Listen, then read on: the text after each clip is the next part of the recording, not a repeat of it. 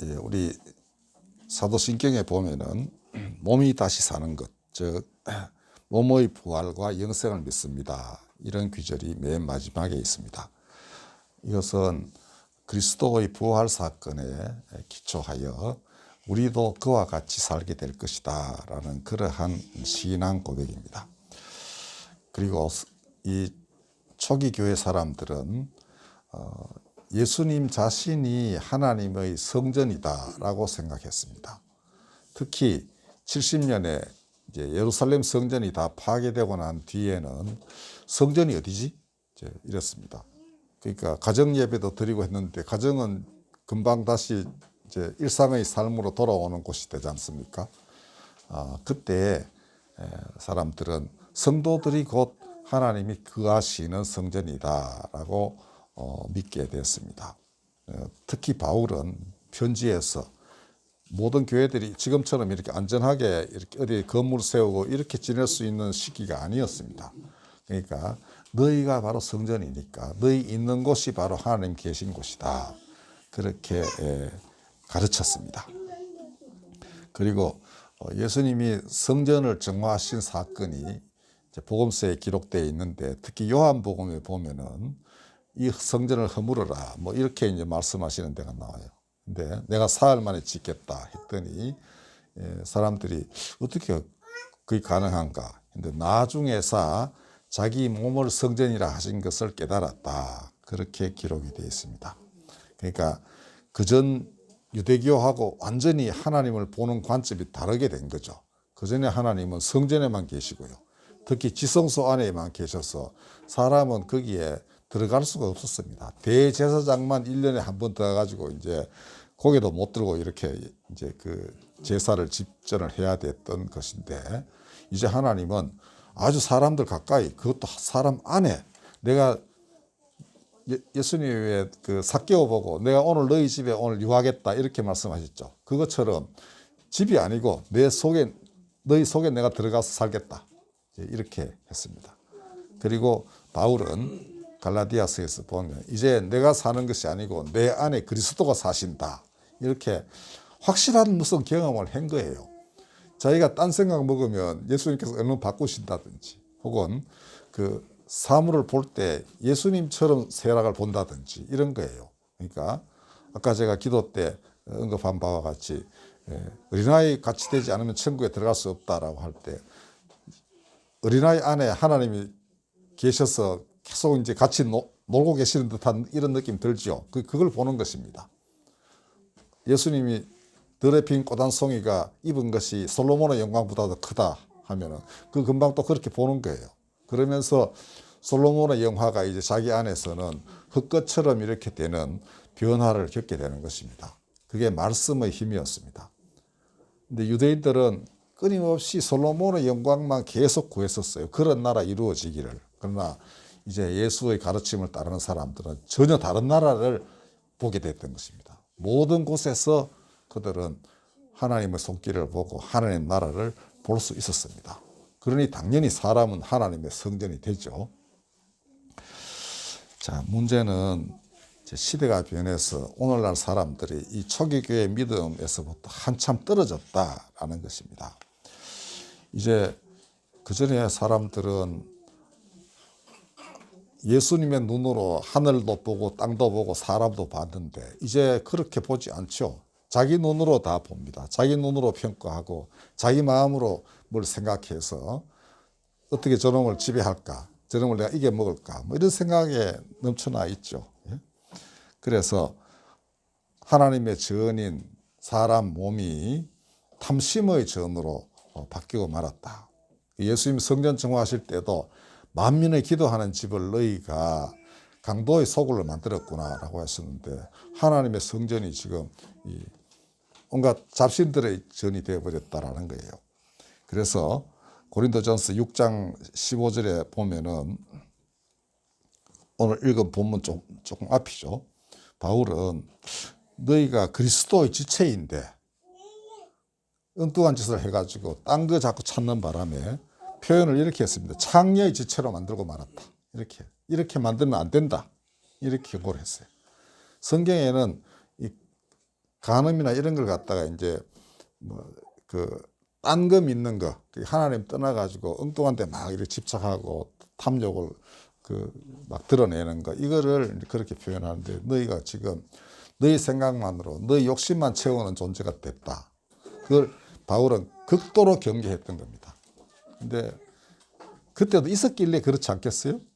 근데 지금은 더욱더 우습해진 것을 우리가 보게 됩니다. 특히 그가 디모데에게 보낸 두 번째 편지에 지적한 말세에 일어날 모든 일들이 지금 그대로 벌어지고 있습니다.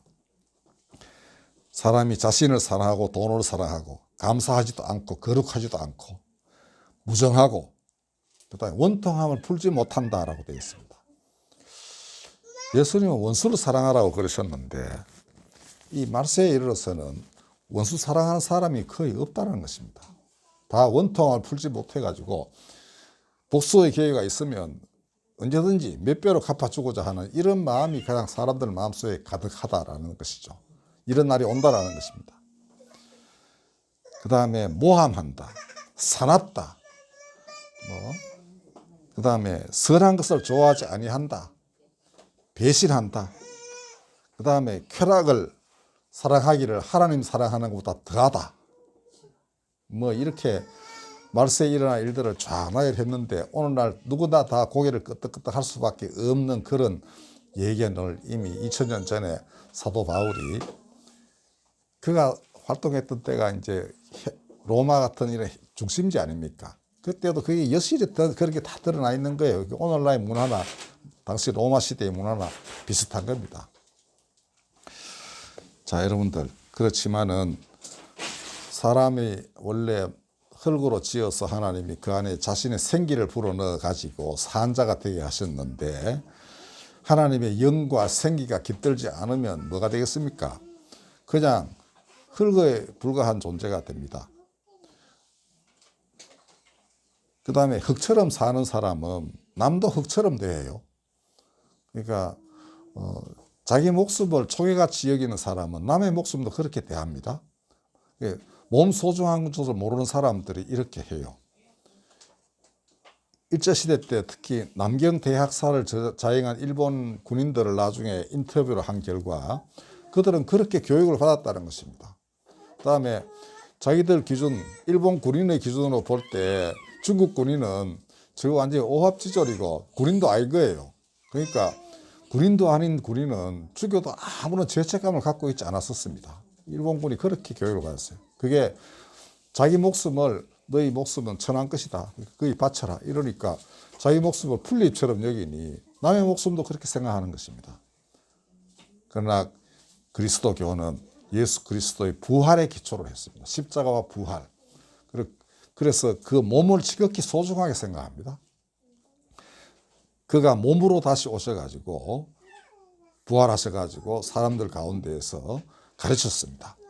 내가 이렇게 살아있다. 살아있다는 증거죠. 그리고 함께 있다는 증거이기도 합니다. 내가 살아있고 너희와 함께 있고 너희 몸으로 가지고 이 세상에서 내 일을 할 때 내가 몸으로 너희와 함께 있다. 이 증거입니다. 그리고 몸이 하나님의 성전이니 얼마나 중요합니까? 그러면 당연히 다른 사람의 몸도 존중해야 되죠. 하나님의 성전이니까. 그래서 어떤 사람은 이 세계 전체가 하나님의 몸이다 이렇게 말하는 사람도 있습니다. 사람뿐 아니라 다른 모든 것들도 하나님 몸이다 이거죠. 여성 생태 신학자, 그러니까 생태 신학이라고 있어요. 이 지구가 제대로 하나님 만드신 대로 이렇게 보존이 돼야 된다고 생각하는 사람 중에 그 중에서도 대빵 할머니 맥페이그라는 할머니가 있는데요. 그 할머니가 그렇게 주장했습니다. 그리고 많은 사람들이 지금 동의해요. 이 하나님 몸을 네 멋대로 훼손해서 되느냐. 이 자연도 하물며 그러한데 사람은 더 말할 것이 없죠. 그래서 사람은 자유로워야 됩니다. 신체가 함부로 구속돼서는 안 되죠. 그죠? 그런 점에서 사형제도도 문제가 좀 이제 논의가 늘 있어 왔습니다. 그다음에 자유롭게 이동도 할 수 있고 자기 달란트 받은 대로 자기가 좋아하는 직업을 선택도 하고 자기 하고 싶은 일을 할 수도 있고 이게 사람 아니겠습니까? 먹고 싶은 거 먹는 것도 좋습니다. 근데 예수님은 결코 금욕을 주장하신 분이 아니었습니다. 제자들과 중요한 말씀하실 때는 항상 음식이 옆에 있었습니다. 그리고 그의 뭐 초라한 식탁이었겠지만 굉장히 기쁘게 사람들과 함께 교제를 하시면서 하도 그런 걸 먹고 마시기를 즐기니까 바리새인들, 아주 엄격한 율법주의자들이 저 술꾼이가 먹고 이렇게 욕을 할 정도였습니다. 그리고 죄인들과 함께 마구 그렇게 먹어가 되느냐 도대체 이렇게 비방을 했는데, 그래 좋다, 나는 의인을 부르러 간 것이 아니고 죄인을 부르러 왔다, 이렇게 딱 잘라 말했습니다. 누가 의사가 필요한가? 병든 사람이지 건강한 자가 필요한가? 아니다. 너희 스스로 건강하다면 너희는에게 내가 필요 없다. 그러나 정말로 몸이 병들고 마음이 병든 사람은 내가 찾아가고 내가 의사로서 그 치료하시는 하나님을 그대로 드러내리라. 이게 예수께서 하신 말씀이고 행동이었습니다. 자, 사람이 흙처럼 살면은 불법이 성하고 사랑도 식어집니다. 예수님이 마지막 날에 이런 일이 벌어진다 하셨습니다. 더욱이 인간의 삶에서 거룩함이라는 게 존중받지 못하는 세상이 됩니다. 그러면 성소도 더럽혀져요. 성소를 사람들이 거룩하게 생각하지 않게 되는 것입니다. 더욱이 사람 몸이 하나님의 성전인데 이 몸을 거룩하게 생각하지 않는 거예요.